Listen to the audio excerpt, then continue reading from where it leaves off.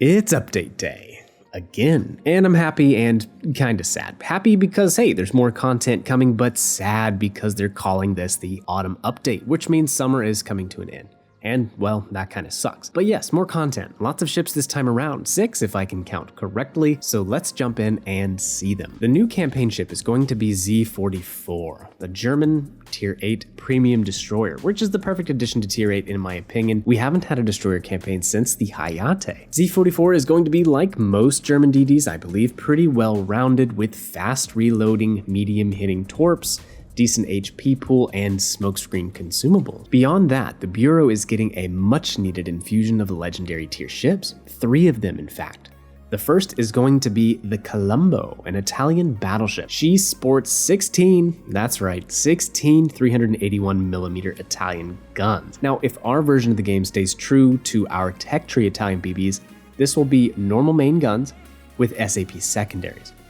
She should have improved pin angles for the main guns, and she should also have a fuel smoke generator. Now, with that many guns, I would expect the reload to be kinda long, as that is now the heaviest broadside in World of Warship Legends to date. Looking at the secondary, she has the same amount as Lepanto, so if the range is good and the reload is good, this could be a strong, brawling battleship. Moving on, the Halland is going to be the newest legendary destroyer for the Pan-European Navy. She's actually Swedish, I believe. She'll be a large, pretty slow destroyer with average gun performance and very fast torpedoes, 86 knots. But they're not going to deal a lot of damage, about 10,000 apiece. Of course, since this is a Pan-European destroyer, she's not going to have a smokescreen, but she'll have repair party consumables that will help keep you in the fight. Another highlight of the Halland is her AA. This could be one of the best, if not the best, AA rating on a destroyer in World of Warship Legends, especially when you consider the DFAA consumable. Sure, they're not the easiest of destroyers to play, but in the right hands, they are very powerful.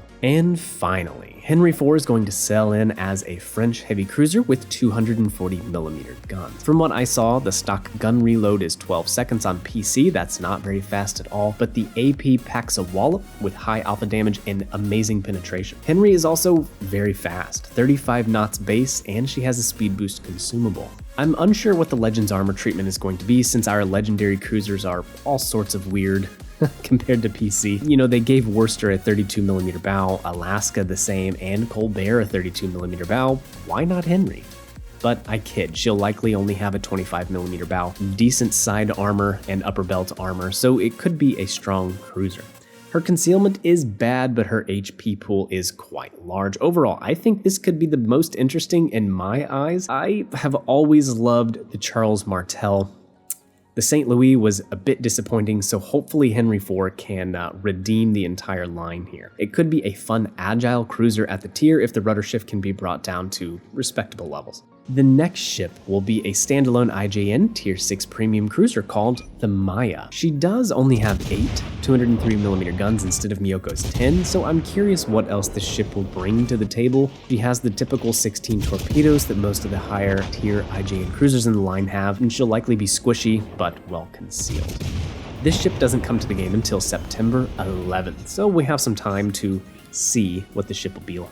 The last ship, as I have it figured, will be a Tier 4 cruiser as part of the new Megadeth collaboration. The ship will be called Rattlehead, a Tier 4 premium. It sounds like it'll be completely free for everyone, and I'm assuming it's a different take on the Marblehead, which is an Omaha class cruiser and really an exceptional boat if you know what you're doing. So keep an eye out for that and how to get yours. One last ship to tell you about. The Piotr Bagration is returning for Global XP. Now, I think this was a great cruiser since her most recent buff when they gave her radar. However, she's getting buffed again.